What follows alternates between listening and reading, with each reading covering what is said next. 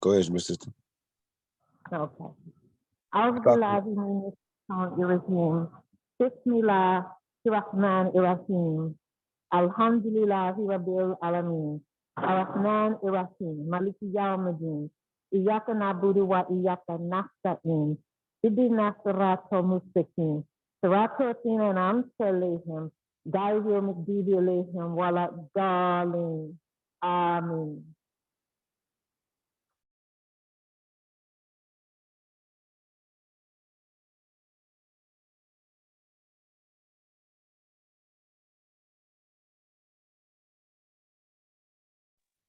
Oh, Stockful, I was on mute. That is your sister. Salaam, salam, bismillah, rahman rahim. Inshallah, I'm going to read them all the way through one time. And again, if you want to give a dua for Sister Zema opening up, that's all praises. Inshallah. Bismillah ar-Rahman ar-Rahim. Alhamdulillah. A'udhu billahi minash shaitanir rajim. La hawla wa la quwwata illa billahi wa huwal aliyyil azim. Bismillah ar-Rahman ar-Rahim. Alhamdulillahi rabbil alamin. Ar-Rahman ar-Rahim. Maliki yawmiddin. Iyyaka na'budu wa iyyaka nasta'in. Ihdina siratal mustaqim. Siratal ladzina an'amta alayhim ghayril maghdubi alayhim waladdallin. Amin. Bismillahir Rahmanir Rahim. Alhamdulillahi Rabbil Alameen. Ar-Rahmanir Rahim. Maliki Yawmiddin. Iyyaka na'budu wa iyyaka nasta'in. Ihdina siratal mustaqim. Siratal ladzina an'amta alayhim ghayril maghdubi alayhim waladdallin. Amin. Bismillahir Rahmanir Rahim. Alhamdulillahi Rabbil Alameen. Ar-Rahmanir Rahim. Maliki Yawmiddin. Iyyaka na'budu wa iyyaka nasta'in. Ihdina siratal mustaqim. Siratal ladzina an'amta alayhim ghayril maghdubi alayhim waladdallin. Amin. Bismillahir Rahmanir Rahim. Alhamdulillahi Rabbil Alameen. Ar-Rahmanir Rahim. Maliki Yawmiddin. Iyyaka na'budu wa iyyaka nasta'in. Ihdina siratal mustaqim. Siratal ladzina an'amta alayhim ghayril maghdubi alayhim waladdallin. Amin. Bismillahir Rahmanir Rahim. Surah Ikhlas 4 times, inshallah. Bismillahir Rahmanir Rahim. Qul huwallahu ahad. Allahu samad. Lam yalid wa lam yulad wa lam yakun lahu kufuwan ahad. Bismillahir Rahmanir Rahim. Qul huwallahu ahad. Allahu samad. Lam yalid wa lam yulad wa lam yakun lahu kufuwan ahad. Bismillahir Rahmanir Rahim. Qul huwallahu ahad. Allahu samad. Lam yalid wa lam yulad wa lam yakun lahu kufuwan ahad. Bismillahir Rahmanir Rahim. Qul huwallahu ahad. Allahu samad. Lam yalid wa lam yulad wa lam yakun lahu kufuwan ahad. Bismillahir Rahmanir Rahim. Surah Al-Falaq 4 times, inshallah. Bismillahir Rahmanir Rahim. Qul a'udhu bi rabbil falaq min sharri ma khalaq wa min sharri ghasiqin idha waqab wa min sharri nafathati fil 'uqad wa min sharri hasidin idha hasad. Bismillahir Rahmanir Rahim. Qul a'udhu bi rabbil falaq min sharri ma khalaq wa min sharri ghasiqin idha waqab wa min sharri nafathati fil 'uqad wa min sharri hasidin idha hasad. Bismillahir Rahmanir Rahim. Qul a'udhu bi rabbil falaq min sharri ma khalaq wa min sharri ghasiqin idha waqab wa min sharri nafathati fil 'uqad wa min sharri hasidin idha hasad. Bismillahir Rahmanir Rahim. Qul a'udhu bi rabbil falaq min sharri ma khalaq wa min sharri ghasiqin idha waqab ومن شر النافثات في العقد ومن شر حاسد إذا حسد بسم الله الرحمن الرحيم قل أعوذ Astaghfirullah Surah An-Nas 4 times inshallah. Bismillahir Rahmanir Rahim. Qul a'udhu bi rabbin nas, malikin nas, ilahin nas, min sharril waswasil khannas, alladhi yuwaswisu fi sudurin nas, minal jinnati wan nas. Bismillahir Rahmanir Rahim. Qul a'udhu bi rabbin nas, malikin nas, ilahin nas, min sharril waswasil khannas, alladhi yuwaswisu fi sudurin nas, minal jinnati wan nas. Bismillahir Rahmanir Rahim. Qul a'udhu bi rabbin nas, malikin nas, ilahin nas, min sharril waswasil khannas, alladhi yuwaswisu fi sudurin nas, minal jinnati wan nas. Bismillahir Rahmanir Rahim. Qul a'udhu bi rabbin nas, malikin nas, ilahin nas, min sharril waswasil khannas, alladhi yuwaswisu fi sudurin nas, minal jinnati wan nas. Bismillahir Rahmanir Rahim. Amin. Bismillah. If anyone would want to practice any of these one time or all four one time, inshallah, before we read Astaghfirullah bihi and give to Sister Love Fire, inshallah. I'm going to leave the mic open for a second. Anyone can read if they want to practice out loud, inshallah.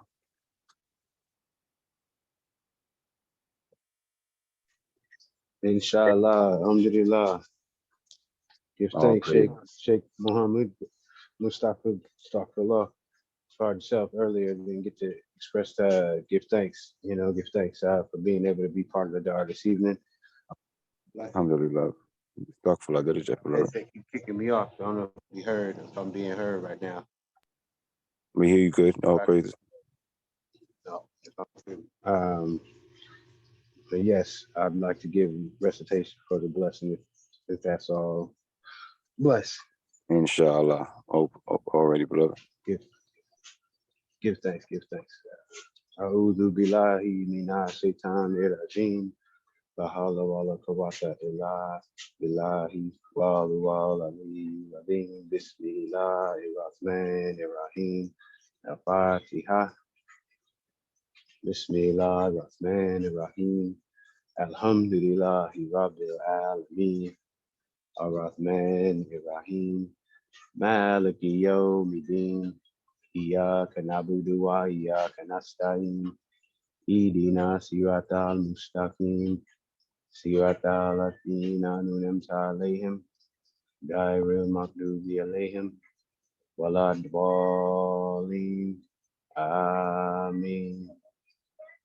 Bismillahirrahmanirrahim. Surah Ikhlas. Qul a'udhu bi, astaghfirullah. Surah Ikhlas. Qul hu Allahu ahad, Allahu samad, lam yalid wa lam yulad wa lam yakul lahu kufuwan ahad. Bismillahirrahmanirrahim. Surah Al-Falaq. Qul a'udhu bi rabbil falaq, min sharri ma khalaq, wa min sharri ghasiqin idha waqab, wa min sharri nafathati fil 'uqad, wa min sharri hasidin idha hasad. Bismillahirrahmanirrahim. Surah An-Nas. Qul a'udhu bi rabbin nas, malikin nas, ilahin nas, min sharril waswasil khannas, alladhi yuwaswisu fi sudurin nas, minal jinnati wan nas. Bismillah, Rahman, Rahim, Astaghfirullah, mistakes, give thanks, Alhamdulillah. Alhamdulillah. Sheikh Sufi Ba, Sheikh Sufi Ba. I mean, shukran. I mean, that is Jeff, beloved. Sheikh says no mistakes. When the intention is pure, all praises. That is Jeff. Inshallah. Read the stock for Allah, be he one time, clear the way. May Allah forgive us for any sins known and unknown, committed yet to be committed, everything in between. May Allah protect us from ourselves, protect us from the jinns and the evils of man, inshallah. Protect our families and loved ones in and outside of our presence. May Allah bless this evening. May Allah protect our oracles, protect our mothers, protect our daughters, protect our sisters, all of our mothers, queen mothers, grandmothers, in this world and the next, inshallah. We thank you, Allah. We thank you. Astaghfirullah. Bismillah ar-Rahman ar-Rahim. Astaghfirullah. Bihi Hadia. Darrah Manabaki Kadim. That is Jeff Serene Salihu. Bismillah ar-Rahman ar-Rahim. Allahumma salli wa sallam wa barik Allah Sayyidina wa Malana Muhammadin wa alihi wa sahbihi wa taqabbal minni wa shikal karimi kali ta'iban ilayka bi astaghfirullah bihi. Astaghfirullah al-Azim wa atubu ilayhi min zawahidin wa min ghayub. Astaghfirullah al-Azim wa atubu ilayhi min zawahidin wa min ghayub. Sa'altuhu bihaqi wa jalilahi maghfiratan min jumlatil manahi. Tubtu lahu min jumlatil sagairi ma'al kaba'iri wa min dama'iri. Ghafiru likfi kulli ma taqaddama wa ma ta'akhara wa ma bainahuma. فهمني العلم وزدني علما وعملا وأدبا وفهما ربي اكشف العلوم النافية واجعل آياتي من شك إيمانية اكشف لي الأسرار وغوامدا يا خير من كشف سرا غميدا لجمع جميع ما تفرق لدى كتي من الكري وسفيل كلدا لكل دا تفاكر الأعظمية ربي بكون وتاسيمان كلامية Habli ya akramu fitlawa, Kairan kathiran minka wal halawa, Barikliya lahuma fi hayati, Wajafu adi watanal ayati, Abliya kauni bishra kuli man yatub, Waliza wahira abin my al-gayub, Kabulana kunu bihi ta'iran minal zanubi wa ma'asi, Wal afati wa hatal al-kulal janata lati wuida mutakum bi rahmatika, Ya Rahmanu, Ya Rahimu, Bismillah Rahman Rahim, Allahumma salli ala Muhammadin bi daddy and Fasu Maklukati, Allahumma salli ala Muhammadin bi daddy and Shahru Majuriti, Allahumma salli ala Muhammadin bi daddy Rufilai wa ta'awati, Allahumma salli ala Muhammadin bi daddy Bidayati wa ni'ayati min al-Madumi Mawjudi ila Ba'dala Badi wa sallallahu ala khairu kalkihi Muhammad. Alihi ajma'in. Salatu Fati one time. Bismillah ar-Rahman ar-Rahim. Allahumma salli ala Sayyidina Muhammad. Fatihi lima ublika wa katimi lima sabaka. Ki wa hadi ila siratika al-mustaqim. Wa ala alihi haqqa qadrihi wal miqdari al-azim. Bismillah ar-Rahman ar-Rahim. Baraki Sheikh Sufi Ba. Baraki Sheikh Sufi Ba. Baraki Sheikh Sufi Ba. Baraki Sheikh Sufi Ba. Baraki Sheikh Sufi Ba. Barke Sheikh Sufi Ba, Barke Sheikh Sufi Ba, Ameen. Bismillah, Ar-Rahman Ar-Rahim. Salaam alaikum, Juma Mubarak to the family. We thank everyone for joining. All praises, inshallah. Sister Zema Love Fire. The floor is yours, beloved Oracle, inshallah. Jeff, Sheikh Mustafa, thank you so very much. Well, happy Friday Jum'ah to everyone. Bismillah ar-Rahman ar-Rahim. So today I just wanted to share and speak about the magical divine feminine.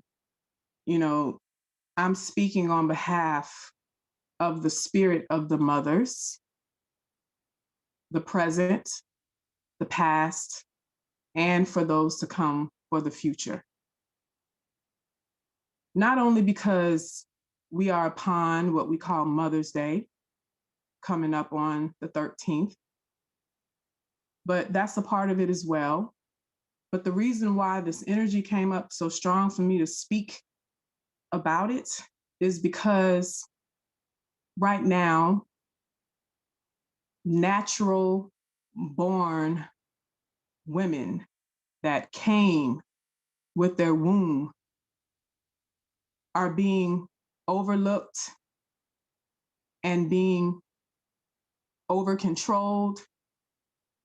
And it is being made to look as if the divine feminine can just be achieved and known just by saying that you want to be that thing. Somehow we've gotten to a place in time where being a woman now has been reduced to how you wear your hair and the clothes that you choose. And because you decide that that is what makes you a divine feminine being. At this time in the world, we have the state of the divine feminine. The reproductive system of the divine feminine is being taken control of. Our expression and who we are is being downplayed. And so the great mothers are putting people like myself in place to speak up for that energy and to reinstate and remind the world what it means to be the divine feminine and what really comes with that. Why it is important that we remember the her. Why it is important that we honor the divine feminine. When we make Bayat, speaking of Bayat, today is my 1-year Bayat anniversary. So I'm extremely excited to be able to speak, today concerning the mothers on such a day. So I'm in gratitude and I'm very grateful. So with that being said, speaking on behalf of the divine great mothers and channeling the messages that they wanted me to speak on, I'm just allowing them to use me so that we can activate the remembrance. I want it to also be known that in history, when you go back and you really look at the history of the divine feminine, what you will find is that before any people, whether we want to break it down into race or religious sectors or whatever that looks like, when we talk about enslavement, women were the first to be enslaved before any man ever was. And that is a part of the divine feminine story that gets overlooked time and time again. And there is a call for that remembrance as well. The fact that in most religious sectors, the woman has been removed as well. We don't really need to go into that because everybody is aware of that on some level. Where we are in the world today, we have an immense imbalance because of the woman being excluded from politics, from religious forums, from making choices and decisions and rights for herself, for us to advocate for ourselves. There are more men speaking on behalf of the divine feminine than we get to speak on ourselves. So now we're at a place where there is a call to balance out the energies. And for clarity, it is not about denouncing the divine masculine. It is not about attacking the divine masculine. And it is also not about observing and honoring and loving and respecting the divine masculine. Let me be clear. What this is about is reinstating the divine feminine to be alongside, not in front of, and not behind. Because in history, when we look at Kemet, when we look at what the ancients did, the man and the woman were sitting on thrones side by side. That was to represent the male and female balance of duality. Somebody removed the divine feminine stool. And now we have an imbalance. So now, with where we are, with the planetary energy raising, with consciousness raising, with woke culture on the rise, with people beginning to question things that we haven't questioned for generations, because when things become generational, we tend to do it on default because it is an inheritance. And then nobody is questioning how we got there. Why is this the way it is? Why are the laws of abuse towards women overlooked and not very strong at all? What happens to the divine feminine when it is overlooked and undervalued and reduced to her reproduction, her body, and not about her mind and her spiritual sense? There is a reason why when you take Bayat, you call your mother's name. That means something. Obviously, Sheikh Ahmadou Bamba knew the importance of the divine feminine and how important it is to acknowledge that when you are receiving your bayat. Nobody on this planet that is of the human family got here without coming through the vessel of the divine mothership.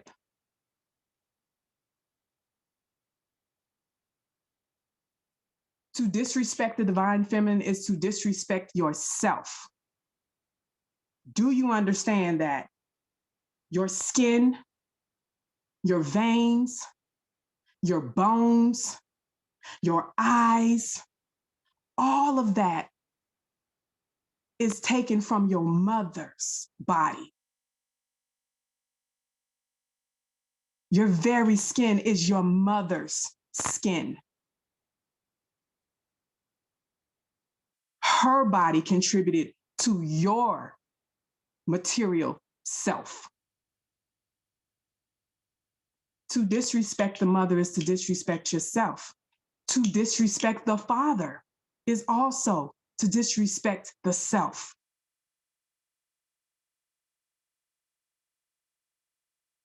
When we say female intuition,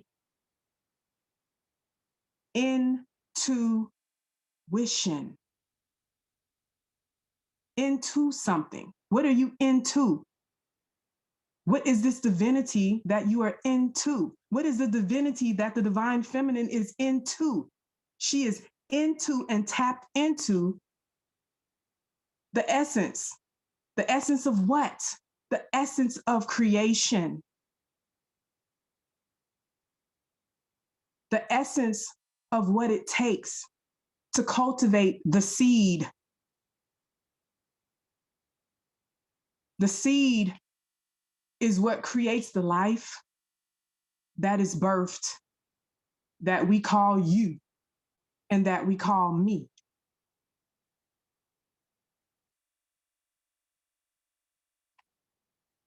Interestingly enough, the oldest known human remains, the top two that they have. One is called Lucy, that they found in Ethiopia, that has been dated to be at least 3.2 million years old. And then we have another skeleton that they called Artie, that is carbon dated to be at least 4.4 million years old. The further back you go in history, the more feminine religion and spiritual concepts become. If you've done your research on that, you know that the divine feminine was worshipped first because of her ability to bring forth life.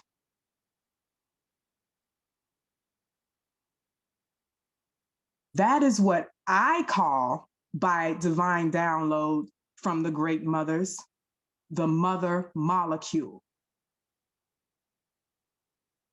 The original Eve, the mitochondrial Eve, that only women carry and pass on from woman to woman. So when we talk about anyone stepping into the conversation of the divine feminine with the remark that just me professing to be a woman and dressing like a woman and growing my hair out like a woman is all it takes for me to be able to be a woman. No,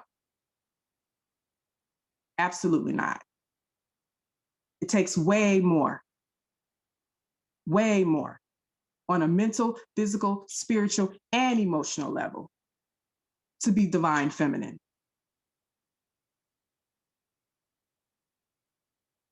The world's first shamans were women.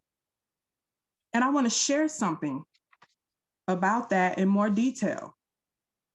Shamans are medicine men and women, okay? In ancient cultures, they were the healers who used their special talents to access the hidden realms to receive information to facilitate the healing process.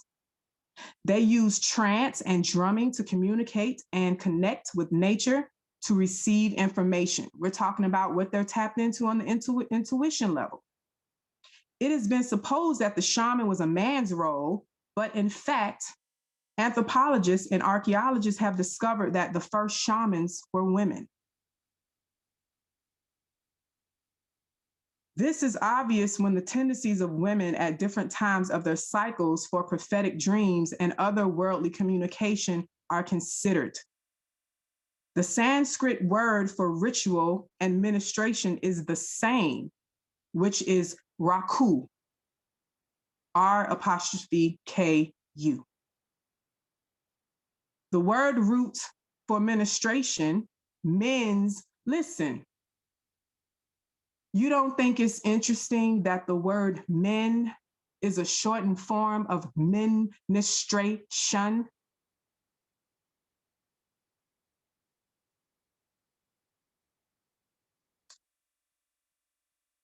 Ministration is the same for the moon, the month, and measurements.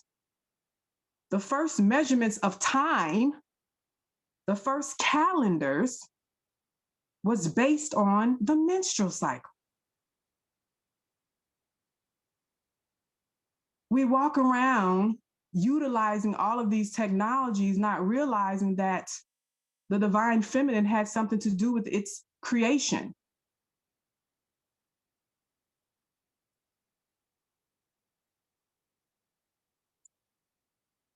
The menstrual cycle is a cycle within a cycle.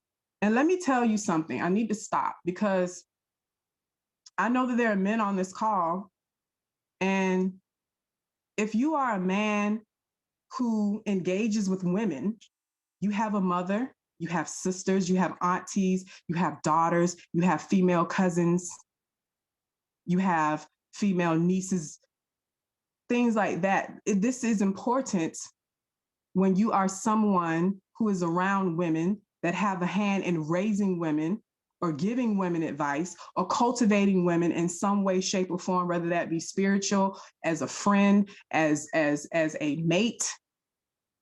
This is just as important for you to know, because you may need to play a role in sharing these things with your own daughters and the women in your own family and in your friend circle and extended family. This is universal information and knowledge. You want to procreate with a woman, then you owe it to yourself to have a basic knowledge and understanding of her spiritual makeup as well, not just her physical. If you really truly want to understand the divine feminines in your world and in your life, it is important that you understand them on such said levels.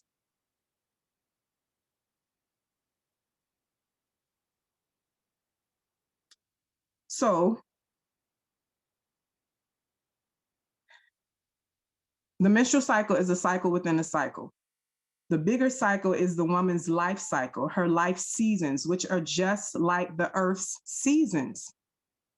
Spring is the maiden, summer is the mother, autumn is what they call the mega. This is like in between being the mother and what we call the crone, which is winter, which the crone is a way of saying, you know, the eldership stage of the divine feminine. And the cycle goes birth, growth, full bloom, harvest, decay, death, and rebirth. The menstrual cycle is the same cycle, and it is also divided into 4 quarters like the Earth's seasons. I want to break down the connecting of the female energy cycle. So we're talking about phases. So we talked about the different weeks. And so we have phase 1 or week 1 of the month, which deals with the sage, the menstrual phase, wise women, the bleeding, the reflective, the passive, the withdrawn, the subconscious, the intuition, the inward focus for creativity. This is the best time for women to do inner processing, creative reviewing, reaching the core of things, reframing, letting go, new ideas, intuitive creativity, rest, and renewal. You know, there are tribes in Africa, actually in India, several other countries of the East. When women are on their menses, they all go out into their own huts and they commune with each other and they nurture each other and they talk and they take that week off and they just enjoy themselves and they recuperate and they rebuild and they sit with themselves and they do self-care, and then they go back into their communities and back to, you know, their areas and get back into everyday life. It is a rest time for the divine feminine. The second phase is the maiden.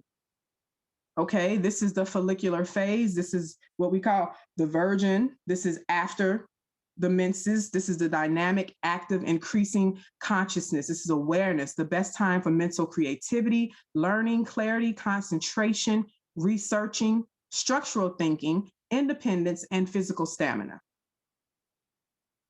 And then we have the third phase, which is the mother, representing pregnancy, moving into pregnancy. So this is actually the ovulatory phase, the ovulation, okay? And this is where the expressive, passive, outgoing, conscious reasoning, outward focus for creativity. And this is the best time for communication, empathy, productivity, teamwork, supporting others, emotional creativity, and creating relationships. And then the last week or phase of the month is the enchantress, the luteal phase, the wild woman, the premenstrual, the creative, the active, the increasing, the subconscious awareness. the best time for inspired creativity, out of the box thinking, problem identification, problem solving, and assertiveness. That's saying a whole lot in a little. This is the reason why you can't just claim to be something and think that you're going to have all of these attributes. But yet, there's an argument that you can. We live in a world where we can't say breastfeeding anymore. We're made to say chest feeding. We can't say birthing mothers. We're now to be politically correct to say birthing bodies.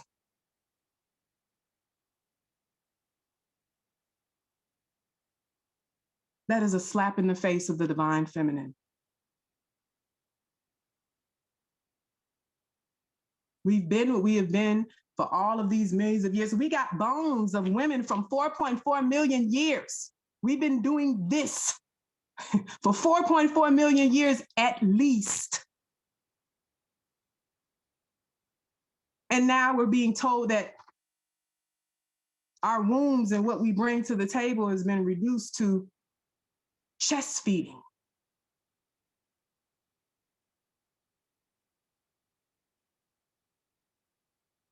The spirit of the divine mothers are not happy.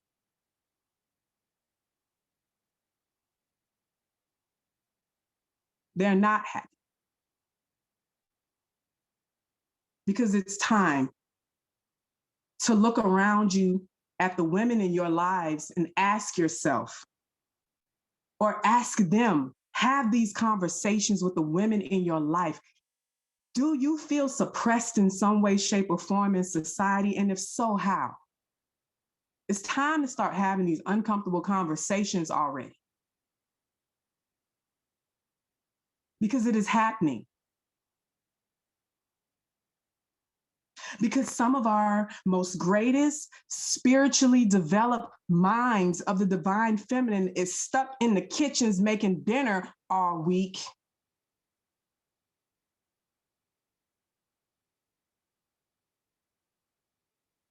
Are made to just keep having babies after babies and child rearing and not able to teach what they have within them because they don't have the support.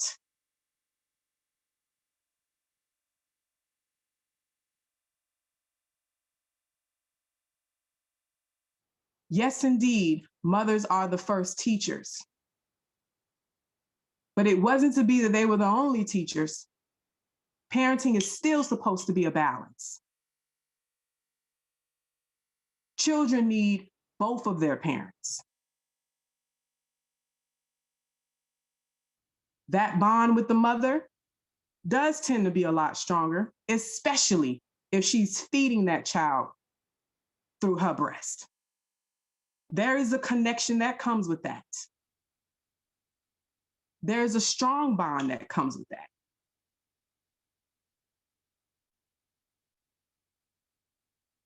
And that's not something you can just do because you say it.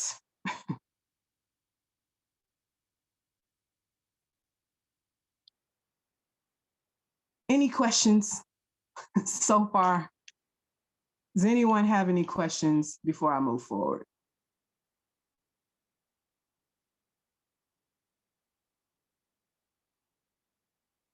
Okay.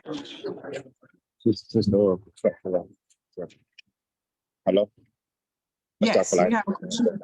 Real quick, are you able to speak to the generational trauma with women in this day and age and the ongoing? How do we heal or speak to that even as men? How do we be sensitive to the ongoing generational trauma in today's time?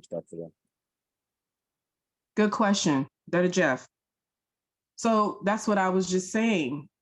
You have to open up and have the conversation. You have to ask the women around you, how are you feeling about what's happening in society today? How are you handling that? How can I support you How can I stand up for you? How can I help be a voice for you?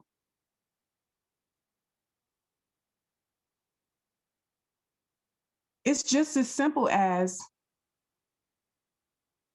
what I'm tired of seeing is everybody whipping out their cell phones to videotape a woman being abused by another man. We'd rather get it on film than step in. You can start there. When you see someone being mistreated or a woman, what are you going to do?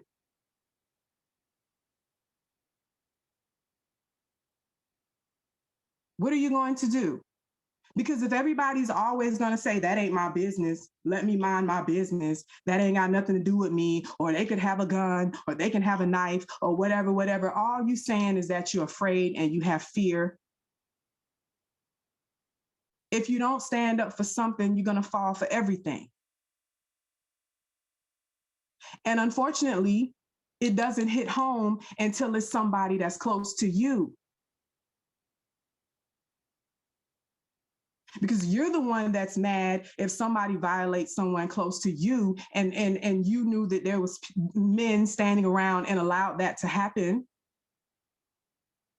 But if you can be that same man that can walk by something like that happening on the train, on the bus, walking down the street, at the mall, at the grocery store, whatever that is, then you are a part of the problem.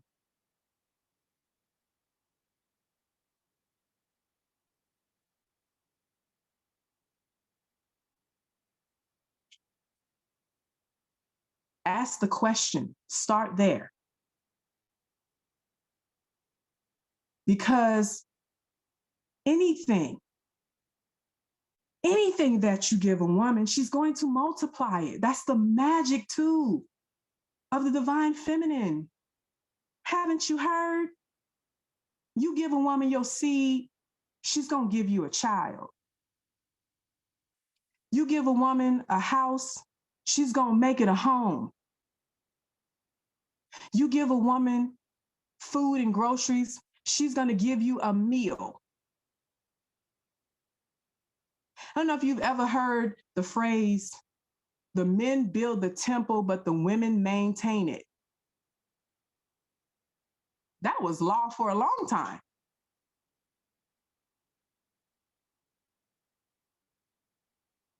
A long time. Why is that? Doesn't a woman beautify the home? Doesn't she make it warm and cozy? Makes it comfortable for the family? Organizes the space? Chooses the color palettes? What kind of sofas and lamps and chairs? That's usually what the woman does. Sets up the kitchen, the healing laboratory, if you will. Make sure that there's a certain kind of flow and synchronicity in the home.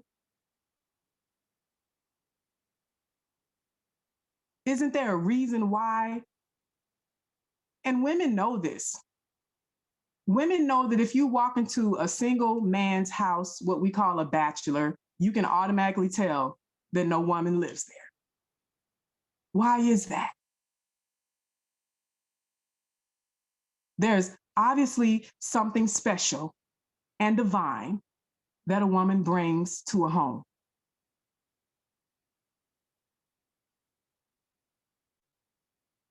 But she can't be reduced to just what she does in the home. She is not to be enslaved in home duties and home life. She wants to live and thrive and be seen and heard and be a teacher and a spiritual, enlightened person out in the community doing good, sharing and beaming her divineness just as much as men do.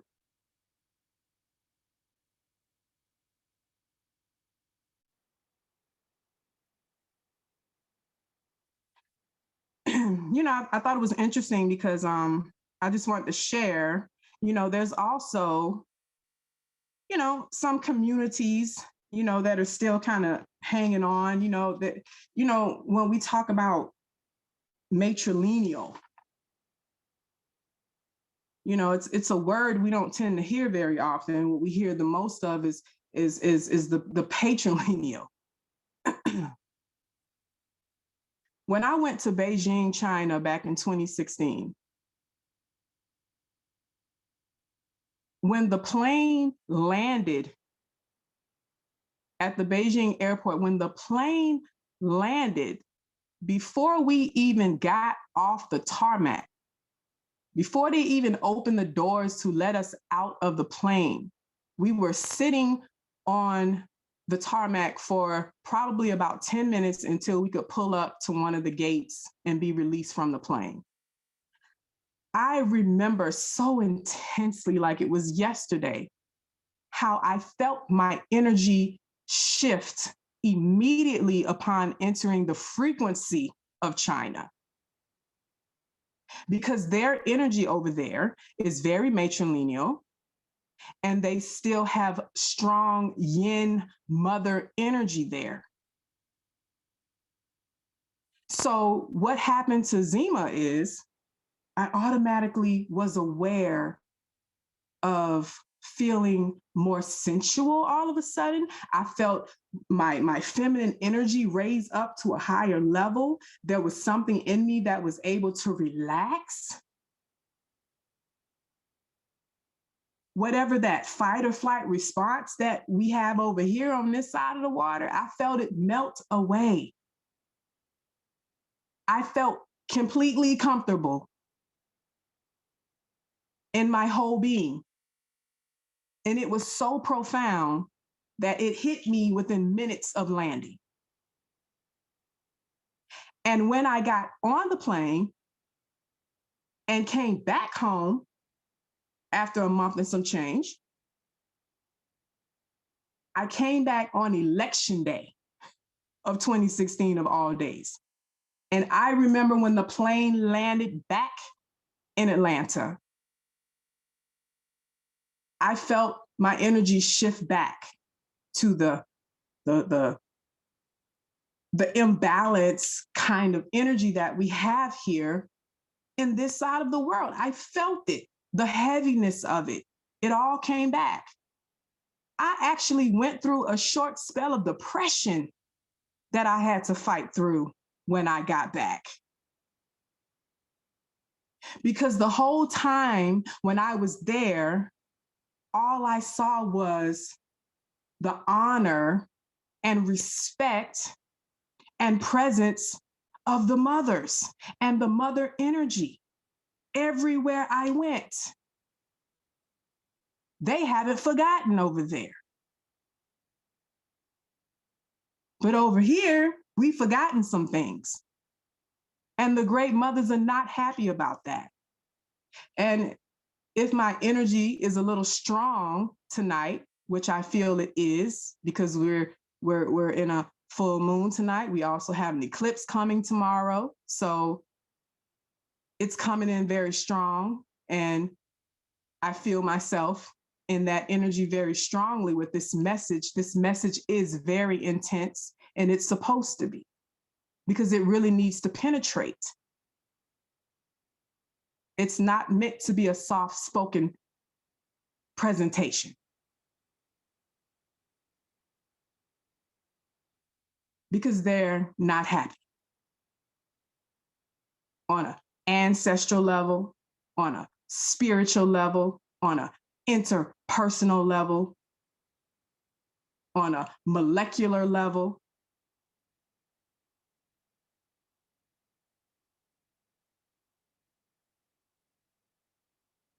I mean, we literally have natural born women being bludgeoned in sports.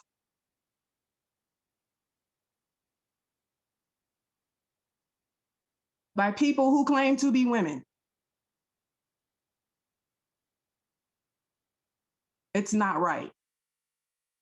And nobody wants to say that. Very few people want to stand in that space and say that's not right.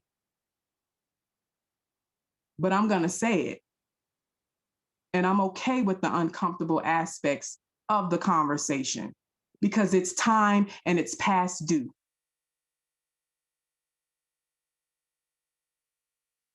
I bet that the average person off the top of their head can probably name 10 amazing spiritual male leaders. And then if somebody asks you to name a few women, you probably only can come up with maybe one or two.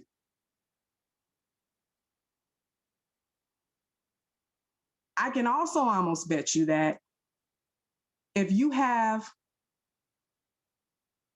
your own musical list that you listen to, chances are the majority of the music that you listen to aren't by women. We live in a society that even in our everyday, the divine feminine is not even there when we listen to our music and how we think. Even right now, they plant more male trees than they plant female trees that fruit.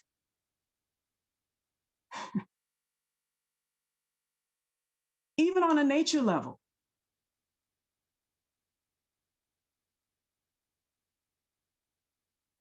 So anyway, I did want to talk about some societies that are still matrilineal that we don't hear about, that we don't know about, and understand that matrilineal societies don't necessarily mean that the women are not co-running things with the men, or that the women are the only ones in power positions. Really, matrilineal societies is really about balanced societies where the man and the women both play very strong, integral roles in society. It's not so much about somebody being up here and somebody being down here. It's about the fact that everybody understands their role and it works for the entirety of society, where nobody feels left behind or left out or overlooked or undervalued. That's what it's about. So we have the Masuo tribe living near the border of Tibet and the Yunnan and Sichuan provinces. The Masuo are perhaps the most famous matrilineal society. The Chinese government officially classified them as part of another ethnic minority known as the Naxi, but the two are distinct in both culture and language. So you have some matrilineal societies where the women speak their own separate language that the men can't even understand. That's deep to me. That's deep, because that's not something that you see often.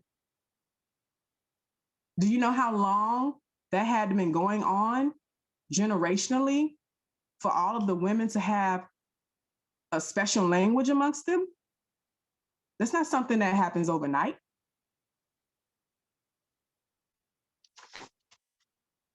We have the Kasi of Northeast state of India.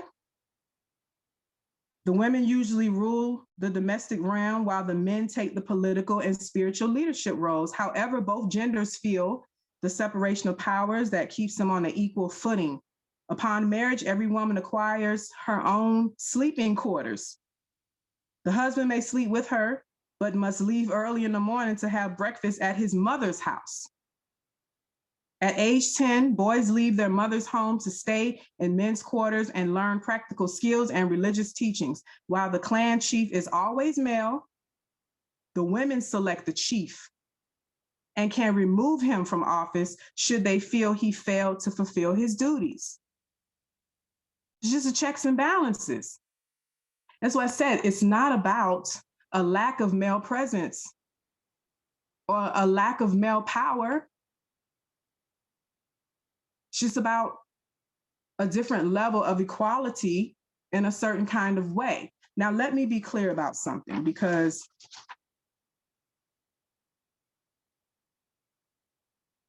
women are obviously not the same as men.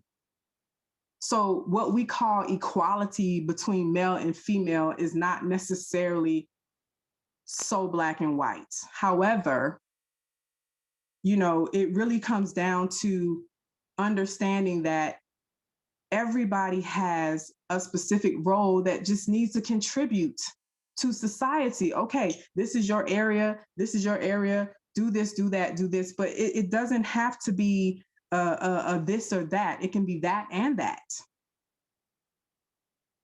But we've kind of found ourselves in this box where we feel like we have to, you know, it either has to be this or it has to be that, which means that something always has to be in while something has to be out. But the question is, why can't both be in? And we know that, okay, so let's talk about, you know, the strength, you know, because at the end of the day, yeah, most women can't go toe to toe with a man. We understand that the physical strength it differentiates. We understand that there's the conversation of men being the protectors and the providers, and the women being the housekeepers and the maintainers of the children. That's how it's been set up a certain kind of way. And a lot of those things came in based around marriage.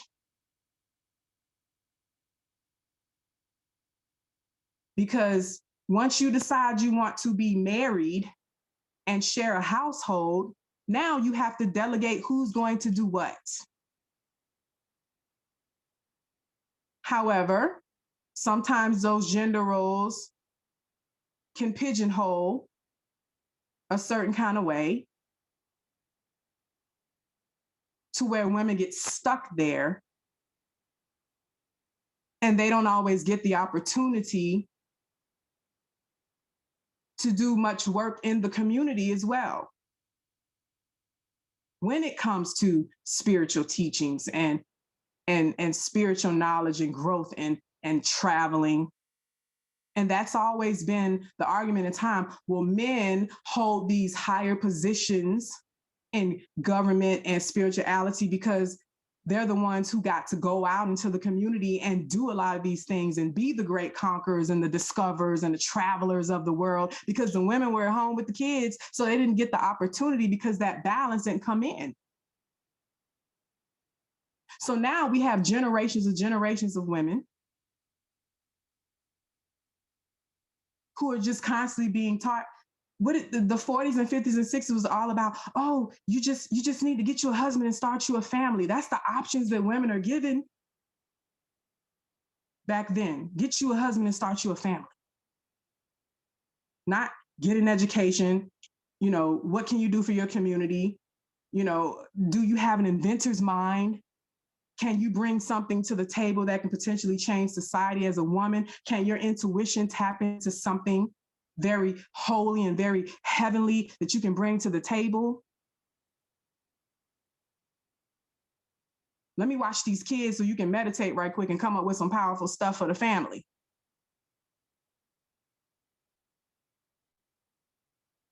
Let me let you go make these spiritual baths for the community. Let her have some self-time and some time to do her spiritual studies. And go travel from time to time to go sit with some masters. So that we can balance out what is being taught, what is being seen and heard and distributed.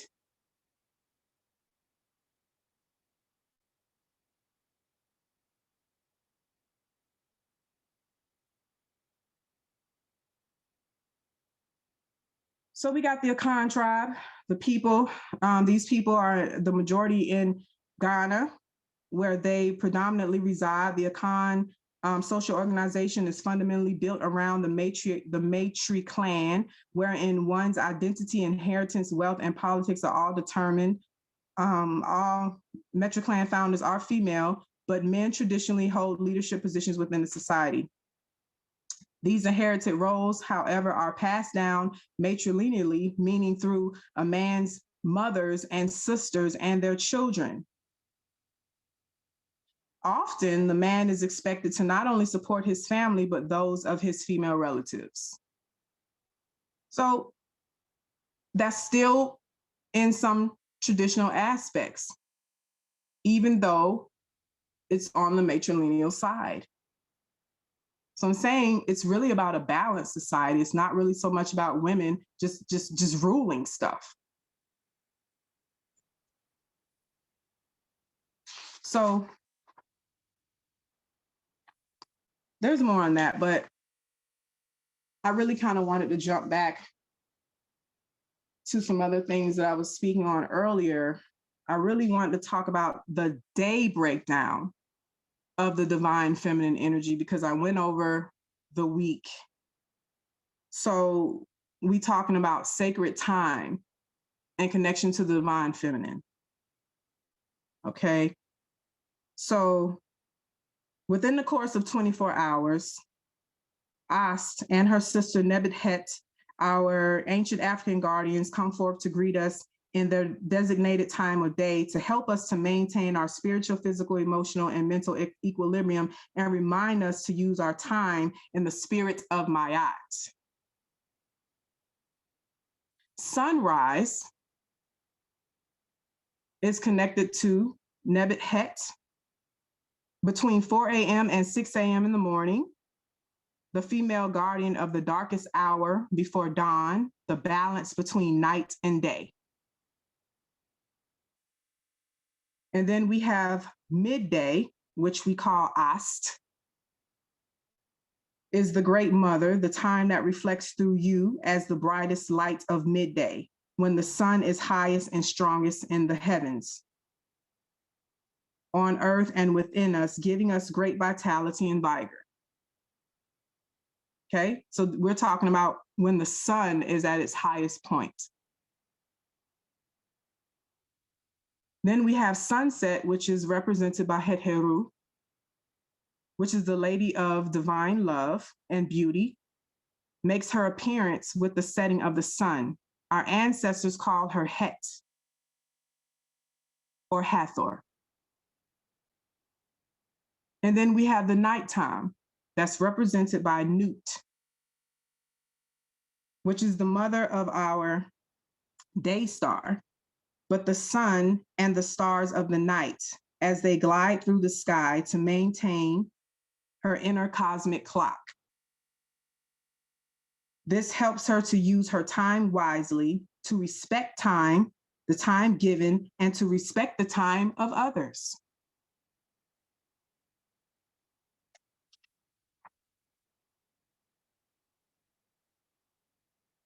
Any questions so far? Questions or comments from anyone at this time?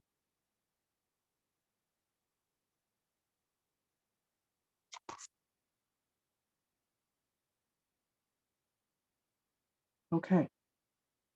I'm going to read what's in the chat real quick.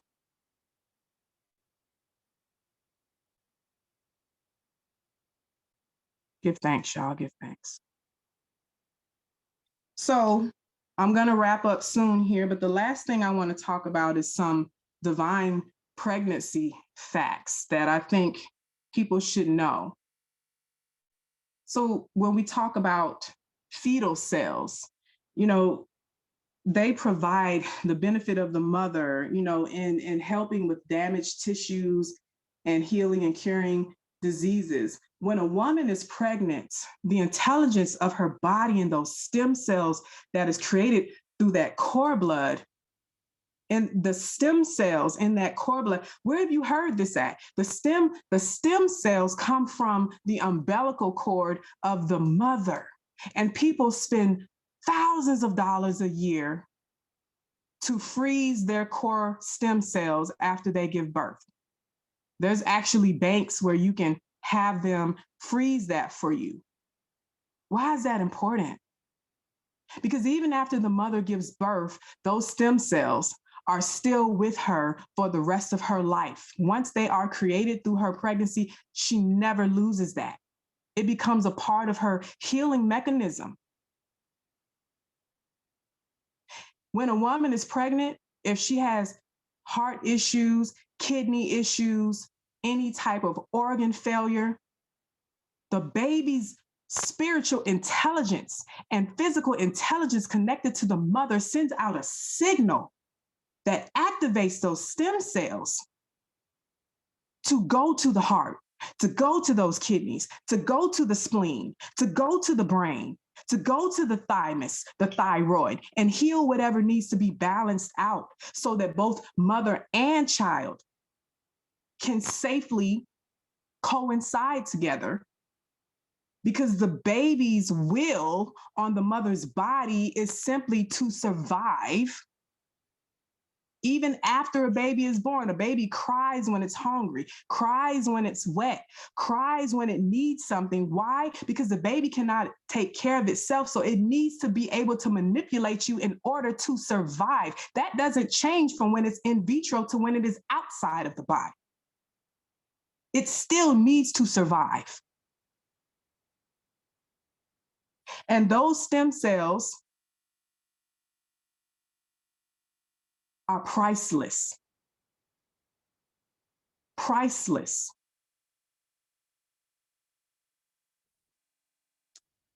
When a woman gives birth,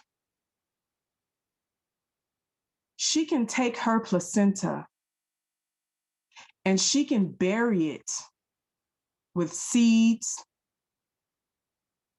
some type of herbs or a tree. Let's just say, for example, you bury an apple tree with the placenta, and that apple tree grows and starts to fruit. The spiritual intelligence and science of Allah is so dope that if you eat the fruit, if the family, or even that child, if let's say if that child gets sick, if you go and pick that apple off of that tree and cut it up and give it to that child as a snack, it will heal that child. Same thing if you plant that with herbs. If you take those herbs and make a tea, you're actually getting those stem cells through the fruit and through the herbs. Y'all don't understand how deep this goes. I already talked to y'all about how mycelium works and what the connection is. So if a woman injects her cellular stem cells into the mycelium network, anything that you grow off of it is going to heal you. Come on, y'all not hearing me. Y'all not hearing me. But I hope you really are. You can't do that just by claiming to be something that you weren't born to be.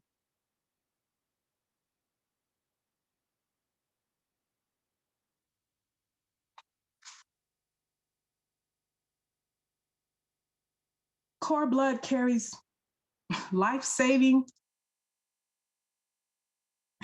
energy, repairing stem cells. When a woman is pregnant, she's got two main veins, arteries that are intertwined within the umbilical cord. One of those veins brings in the nutrients and the sustenance, and the other vein releases the waste products and removes it away from the baby.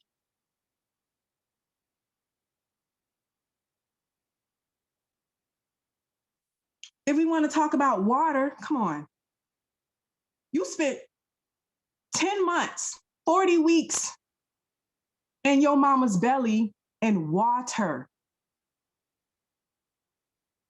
And water. In order for you to be born, her water must break. Our body is 80% water.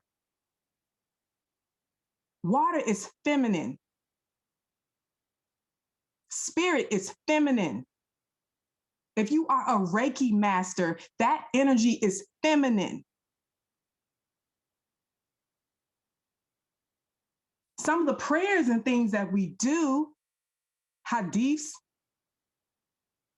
a lot of it is feminine. Didn't James Brown say this is a man's world? He said that, but it wouldn't be nothing without a woman or a girl. But it's a man's world on Mother Earth.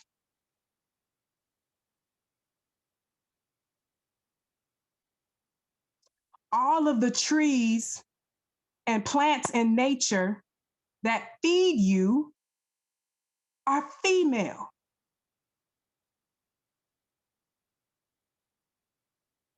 The outer represents the inner.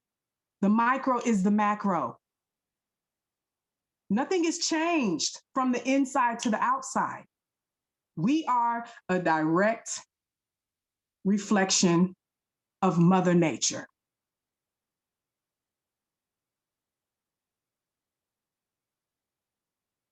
So to deny that in any way, shape, or form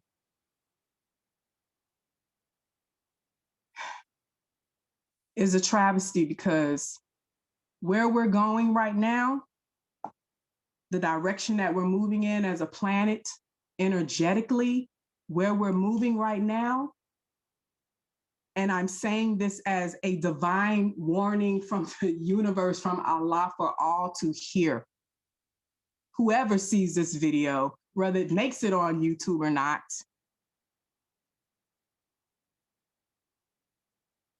it is time to reinstate the divine feminine back in her rightful place. And if you are choosing to be an opposing person in that process, you can look forward to hardships. You can. You can look forward to missing out on some blessings. That's what's coming up the pipeline. I'm just telling you what it is. I didn't make the rules. I'm just the one channeling the rules. I was asked to speak on this from my higher self, from the spirit of the Divine Mothers. It is personal. It's personal for male and female. Because anything that has to do with sustenance and giving life should be personal to you. You should take that seriously, because this is a form of your sustenance. We can't eat without the feminine. There was a story I read years ago about a plane crash that happened in some deserted place, some little island in the middle of somewhere. And there was a lactating mother who survived that crash. I think it was 7 or 8 other people. She sustained all of those people, grown adults, on her breast milk for at least a week before they were rescued. Because they couldn't drink the water because it was salt water. So you tell me how important that is.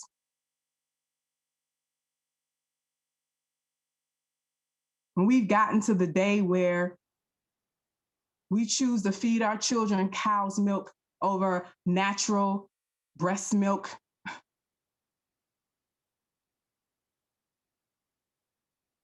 constantly removing the divine feminine from the process, constantly replacing her with artificial intelligence, artificial foods. We're in a time now where we're constantly wanting to create Frankenstein things, restructuring and trying to figure out how to get things done around the divine feminine. Everybody's moving around the energy instead of moving into it and embracing it and remembering it, remembering her. Everybody want to talk about how Osiris was cut in all these pieces and thrown all over the place.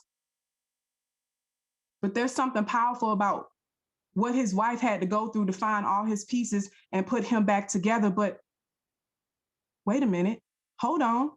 So you mean to tell me the divine feminine is the one that put it all back together when it was broken apart? And so isn't everything broken apart in the world right now? So is it now time for the divine feminine to come in and put it back together? Is that what the story was really trying to tell us? Come on. Yes, it's serious tonight. It's serious because these ancestors is on me. They are on me. Sekhmet is on me. Heteru is on me. Nut is on me. The mothers, the ancient ones, the Harriet Tubmans, the Sojourner Truths, all of them, all of the women that were abused, whose wombs were taken from them, that was disrespected, raped, all of that energy has to be answered for.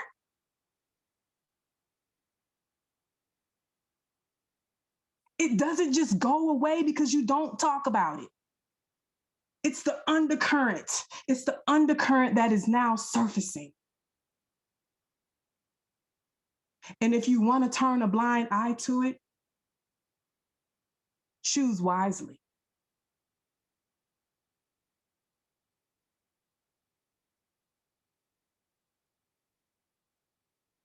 We live in a world where there is places on the east of the world where a little boy can disrespect his mother just because he's a male. Imagine that.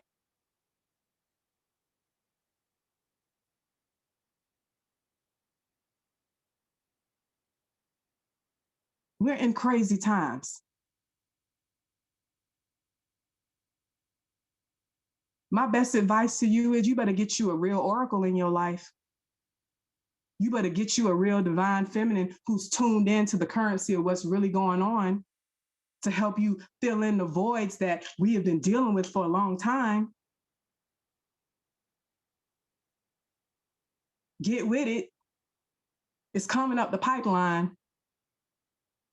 It's coming up the pipeline. And she coming with a machete.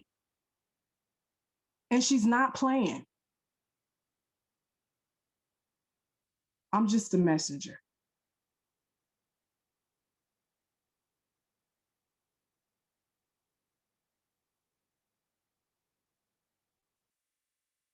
Any questions or comments?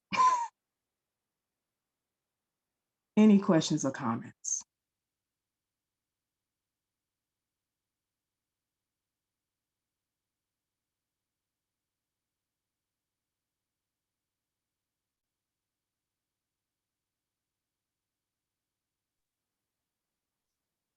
Y'all quiet.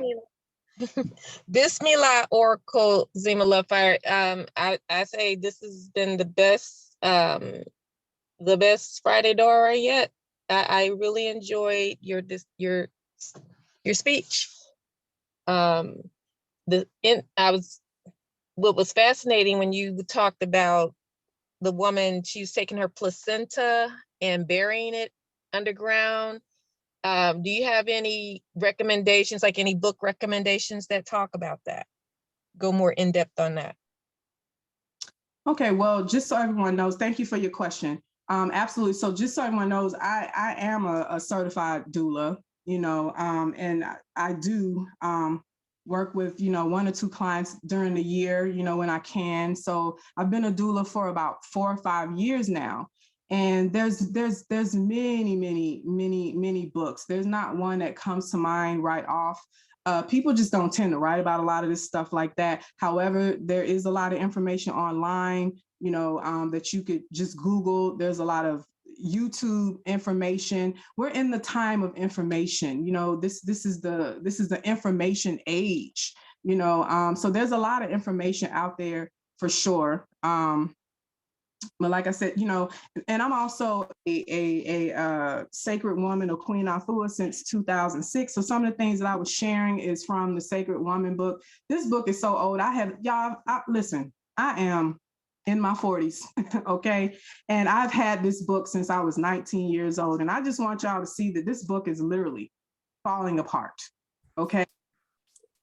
The information here is just so on point. So what I would definitely say to the women on here, get you a copy of Sacred Woman by Queen Afua, and to the brothers on the call, get your spouse or your, you know, immediate person, you know what I'm saying, or your counterpart, this book as a gift.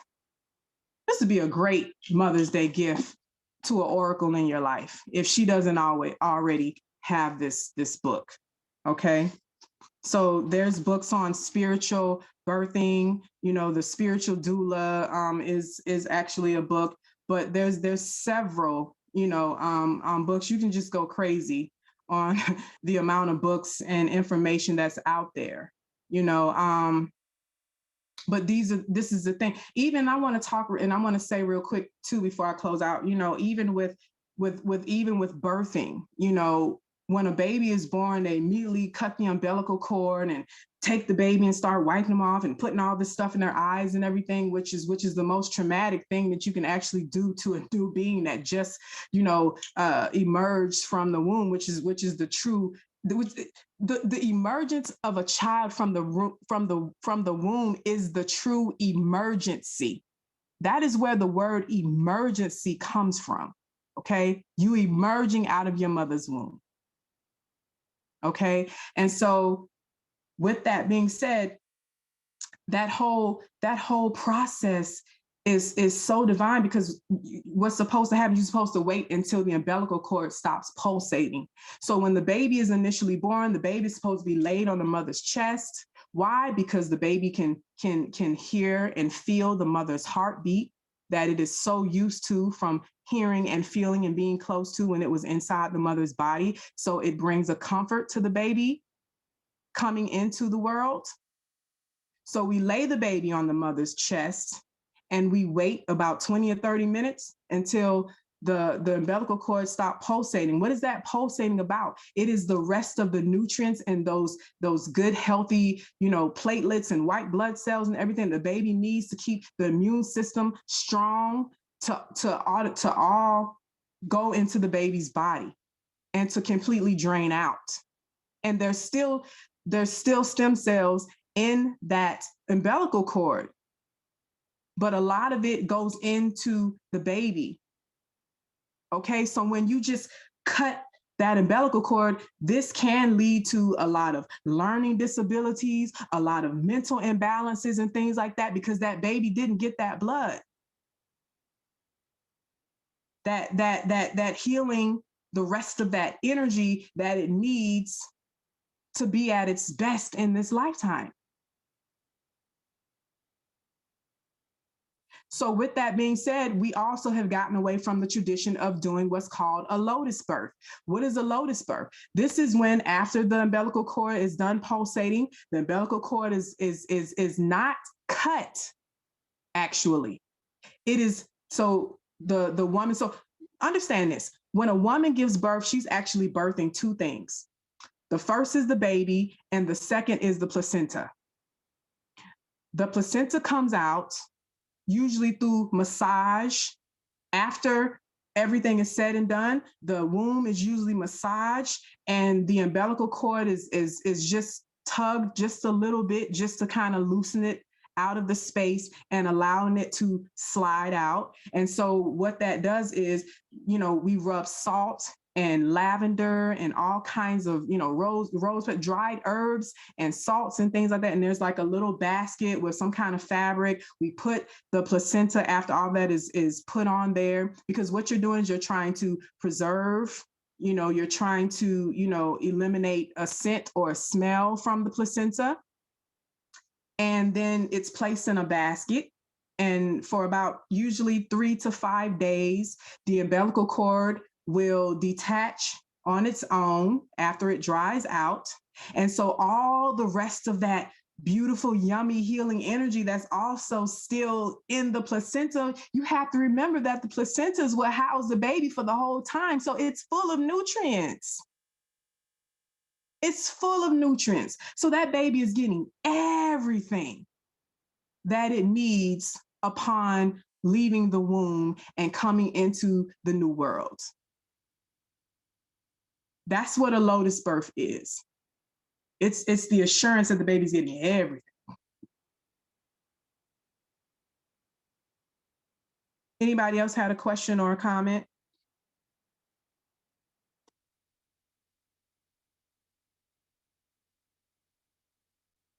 Yes, Nukpoop insert Hemet. That's Kemetic sacred woman chant for the sisters who are sacred women here. I salute you. Okay. Hetepu. So I'm going to close out if there's no other comments or questions, but I'm going to stop there. I'm coming back down off of my psychic openness here. So they're satisfied with what's been said today and what I've shared. I feel complete in what needed to be said. So on that note, I'm going to close out. So if there isn't anyone who has a comment or a question, we can close out. We thank you. We love you. Thank you so much, Sister Oracle. All praises, all praises. I did see my Sheikh in the building this evening. I want to see if Sheikh Zulu had anything to say to Darrah this evening on that astounding message you just gave, or any prayers, inshallah, before we close out. I can't help but think about a couple kasadas, inshallah. Sheikh Zulu, are you in the building? Do you have anything you want to close this out or say anything, Sakfullah?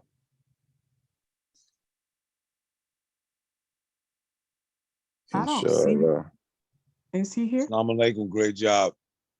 Sacred Woman is in the Sacred Woman is in Sufi Library. I put it in there last year. I put it in the Yaifal group for all the women last year. The oracles in the group. Sacred Women book is in the Sheikh Mustafa. I think it's still in there. Am I correct? I mean, I think you just reminded, inshallah, it should be. I got to tap in with Sheikh Jallo. Sheikh Jallo has the link for our Sufi School library, but Sacred Woman should definitely be in there, inshallah. Yeah. So right on point. Because over here, we don't have a problem with the sacred divine feminine. So you're right on point. I don't have a problem. My teacher who put the crown, who coordinated, put the crown on my head was a woman. So when you said the woman set the king together, Mama Yaba put the crown on my head. It wasn't the man that did it. The man did it second. Have a good one. See y'all Monday. Thank you, Sheikh Zulu. That is Jeff. Much love and light. I mean, inshallah, Sindidi once a day, Sheikh Ahmed Obama wrote to Sindidi about his mother. Inshallah. Sheikh, can we close out in English? Sister Zema, I know you got somewhere to go. I don't want to hold you, but Sheikh, can we close out with Sindidi in English, inshallah?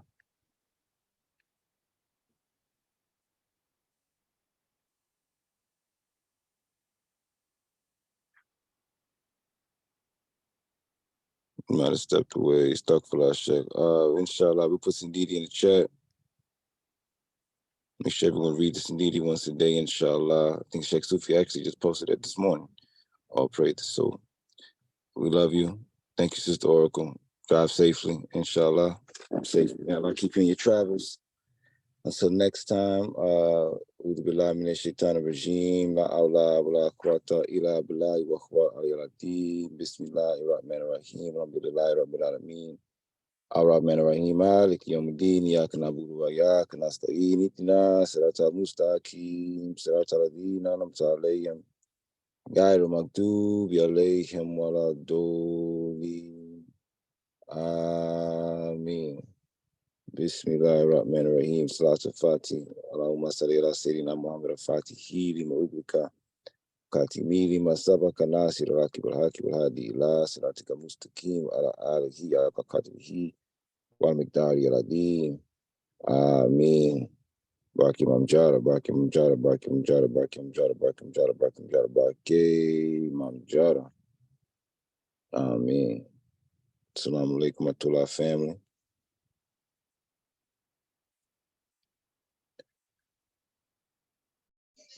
Wa alaikum assalam.